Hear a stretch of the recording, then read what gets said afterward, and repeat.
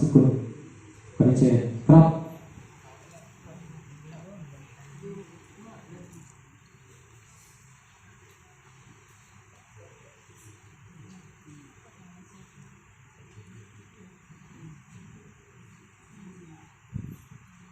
กราบนิมนต์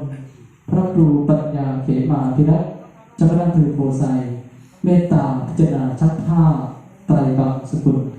กราบนิมนต์ด้วยครับ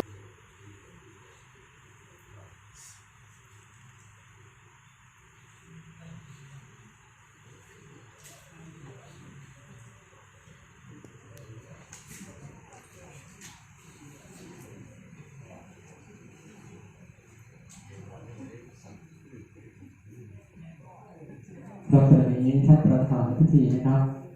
ทอดผ้าไตรบางสกุลชุดสุดท้ายเพื่อเป็นการส่งระยะให้กับคุณตาพุทธาเสียได้ผู้วายชนและได้รับเมตตาจากพระพุทธคุณหลวงพ่อพระครูปัญญาเขมาภิรัตน์เจ้าคณะอำเภอโพไซประธานสงฆ์